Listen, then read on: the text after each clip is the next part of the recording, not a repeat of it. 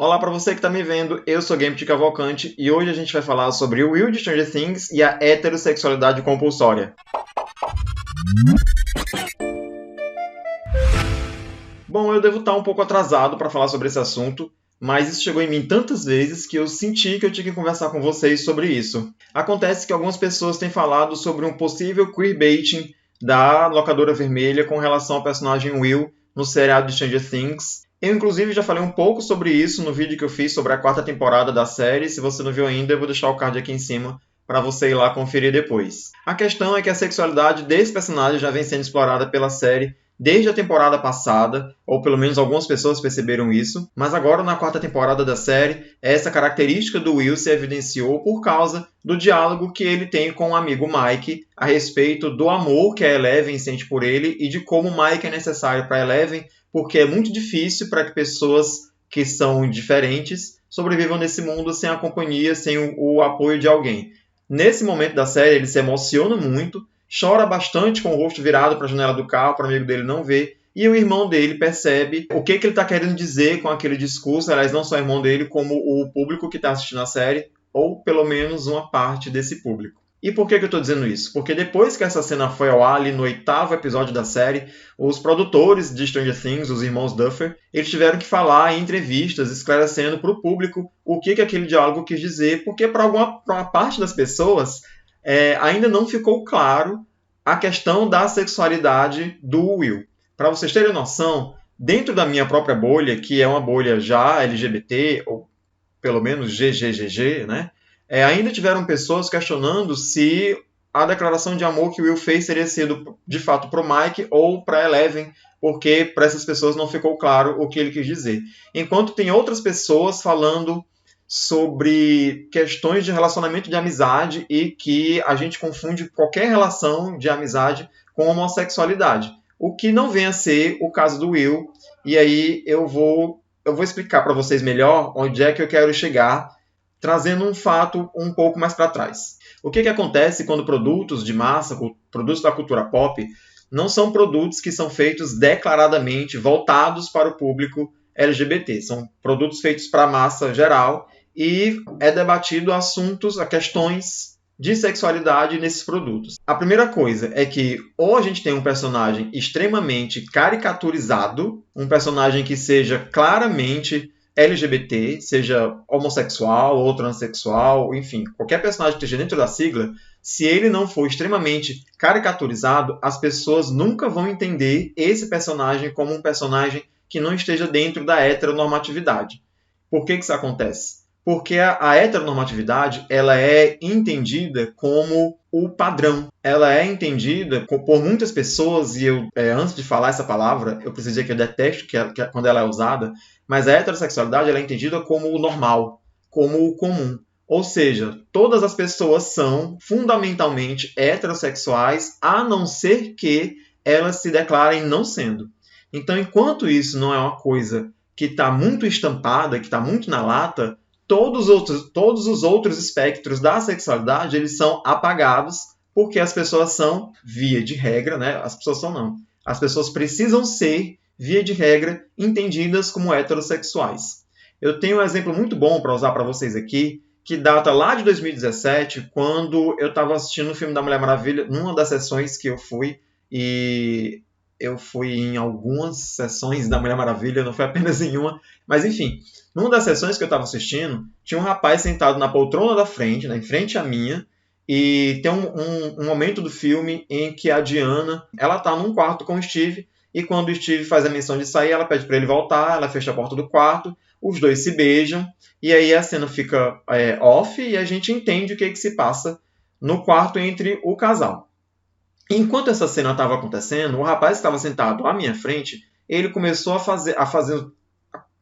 ele começou a resmungar sobre algumas coisas, mas não era bem um resmungo, porque eu acho que ele queria que todo mundo ouvisse. Assim, ele ficou muito insatisfeito com a situação e tentou mostrar o descontentamento dele para geral que estivesse assistindo o filme. Ele começou a dizer: que história é essa dela chamar ele para dentro do quarto? Como assim ela tá beijando ele? E ela sabe beijar? Que ela tá muito safadinha para uma pessoa que nunca viu homem na vida. E eu fiquei pensando, por que a única sexualidade possível da Mulher Maravilha teria que ser a heterossexualidade. Porque era tão difícil para alguém entender que ela tinha alguma experiência sexual, mesmo que minutos antes no filme, acho que meia hora antes no filme, a própria Diana, dentro do barco com o Steve Trevor, já tinha comentado para ele que conhecia os prazeres da carne, que sabia tudo sobre aquilo e que, inclusive, homens eram desnecessários para os prazeres da carne, sendo que a única necessidade que os homens tinham para as mulheres era de procriação. Quer dizer, não era nenhuma coisa que estava nas entrelinhas, era uma coisa que estava muito clara.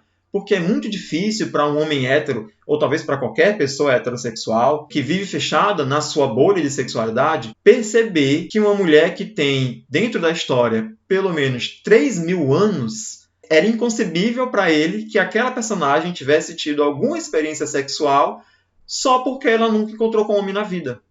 Ou seja, Diana vivia numa ilha, não vivia solitária, sozinha, e ainda que vivesse, ela estava rodeada de pessoas, ela tinha conhecimento sobre os prazeres da carne, era uma coisa que ficou clara no filme, e ainda assim provocou indignação num espectador que ela demonstrasse alguma espécie de experiência sexual quando ela teve com um homem pela primeira vez. Algo muito parecido é o que acontece agora com o Will. Como o Will é um personagem que não falou abertamente sobre sua sexualidade, a única maneira possível que essas pessoas têm de enxergar o Will ou qualquer outro personagem é como um personagem não LGBT. Porque a heterossexualidade ela é compulsória. Ela é dada pra gente por qualquer pessoa no momento que qualquer pessoa nos conhece. No nosso primeiro avistamento, o primeiro pensamento, embora seja um pensamento involuntário, porque você não pensa sobre a sexualidade das pessoas quando você encontra com ela pela primeira vez, mas se uma pessoa não sai do armário, se ela não se coloca, se ela não se posiciona como alguém não heterossexual, ela é compulsoriamente heterossexual. Ou seja, como o Will nunca falou abertamente sobre ser homossexual, para a maioria dos espectadores que são mais desapercebidos, o discurso que ele fez para o Will poderia querer dizer que ele gosta da Eleven ao invés do Will, ou que ele tem o Will como amigo e que ele sente que está perdendo esse amigo para um relacionamento amoroso que o amigo tem e ele não. Sendo que, para nós, pessoas LGBT, esse discurso ele é muito mais claro porque ele é muito identitário. E eu acho que essa que é a verdadeira questão. A gente percebe como as coisas acontecem porque a gente se vê lá. E eu acho, inclusive, que foi muito bacana a maneira como os irmãos Duffer trabalharam isso no personagem, porque quando a gente fala de uma série que é adaptada em uma determinada época, a gente precisa levar em consideração que a época ela não é retratada apenas pelo figurino e pelos cenários. A cultura da época era completamente diferente. E se você pensar no contexto inteiro, se você pensar que o Will é um adolescente que mora numa cidade pequena, provavelmente uma cidade de interior, onde todo mundo se conhece, né? Que está passando por todos esses conflitos externos, quer dizer, enfrentar monstros e criaturas sobrenaturais, ele tem que enfrentar também os seus próprios conflitos, a sua própria homofobia internalizada. Muito porque ele é fruto dessa época. Ele está se entendendo como homossexual na segunda metade dos anos 80. E talvez ele nem esteja se entendendo como homossexual, ele só está descobrindo que é apaixonado por alguém que é o melhor amigo dele.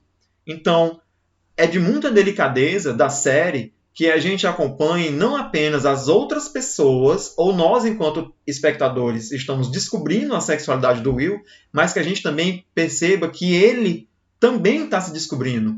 Que ainda é uma época difícil em que, como ele mesmo diz, né, como o texto da série muito bem colocado explica pra gente, é muito difícil ser uma pessoa diferente quando você não tem o apoio de ninguém. Tentem imaginar como era para um adolescente dos anos 80 se descobrir homossexual. Outro ponto forte dessa evidência de homossexualidade, e que talvez tenha sido a maneira de deixar muito mais claro o que está se passando, é a conversa que o Jonathan, o irmão do Will, tem com ele no episódio seguinte, no último episódio da temporada, quando eles estão sozinhos, e ele fala pro irmão que ele ama o irmão, independente do que quer que seja, e que o irmão pode contar com ele sempre. E aí os dois se emocionam e se abraçam. Eu não consigo entender como a homossexualidade do Will não se tornou uma coisa muito clara para todas as pessoas. E nesse ponto da nossa conversa, é muito importante que eu esclareça para vocês que eu sei que no grande livro do mundo da desconstrução, nem todo mundo está na mesma página. Ao passo que tem gente que está tão à frente no livro, que está escrevendo, inclusive, os próximos capítulos, também tem gente que está nos primeiros capítulos, ou no índice, ou lendo as orelhas do livro, assim como tem pessoas que, se encontrarem esse livro na prateleira, é capaz de rasgar e jogar no lixo porque não quer ler e não quer que ninguém leia. O motivo pelo qual eu vim ter essa conversa com vocês é para que as 4 ou 5 pessoas que me assistam, elas passem a ter essa consciência de que todas as pessoas são passíveis de todo o espectro de sexualidade e de gênero que existe no mundo, e, gente, não são poucas. A gente precisa abrir um pouco mais a nossa cabeça e parar de perceber as pessoas apenas como heterossexuais, ou caso esse seja um movimento involuntário, uma coisa que talvez a gente não controle, porque está na base da nossa cultura, está na base da nossa sociedade patriarcal, que a gente pelo menos tente não se chocar quando alguém sai desse espectro da heterossexualidade para entrar no espectro da transexualidade, que é outra coisa, tem a ver com gênero, não tem a ver com sexualidade, mas da transexualidade, ou da homossexualidade, ou da bissexualidade, ou da pansexualidade, ou de qualquer outra sexualidade ou possibilidade de gênero que esteja descrito nas letrinhas que a gente conhece, ou mesmo que não esteja descrito ainda, porque a sexualidade ela é tão vasta, o espectro ele é tão grande, que ainda existem possibilidades a serem descobertas. Então, por favor, parem de questionar coisas que são muito óbvias, só porque é hétero. E eu acho engraçado falar isso aqui, porque eu ouvi durante muito tempo de pessoas heterossexuais que o mal da comunidade LGBT, ou pelo menos da comunidade gay, era querer fazer de todas as pessoas também gays. E isso é um discurso muito pungente, ainda nos dias de hoje, levando em consideração até os apoiadores do governo, da presidência que a gente tem, que insistem em falar sobre ideologia de gênero, por exemplo, e de espalhar essa fake news, essa teoria de conspiração de que as escolas querem transformar as nossas crianças em gays. É muito importante que a gente perceba que não somos nós, como gays, que queremos todas as pessoas também gays, mas que as pessoas heterossexuais, ou pelo menos uma parte muito barulhenta das pessoas heterossexuais, insistem em querer, em entender todas as pessoas apenas como heterossexuais. Eu não vou me prolongar muito mais sobre esse assunto. Era basicamente isso que eu queria falar sobre vocês. Eu queria lançar essa provocação. Tentem pensar mais as outras pessoas com mais possibilidades. E eu fico aqui na torcida de que existam mais produtos como o Stranger Things, que não sejam produtos exclusivamente voltados para o público LGBT. Não que eu não queira que esses produtos existam. A gente, enquanto pessoas LGBTs, a gente também paga. A gente também é consumidor, então a gente também quer que existam produtos que sejam voltados para o nosso público, mas que existam produtos voltados para a grande massa, que seja para todo mundo, em que esses assuntos também sejam debatidos, para que as outras pessoas percebam, mais uma vez, que a gente existe e que a gente ocupa todos os lugares. Era isso. Espero que vocês tenham gostado da conversa de hoje. Não esquece de deixar seu like e de se inscrever aqui no canal se você está chegando aqui pela primeira vez. A gente se vê no próximo vídeo. Abração!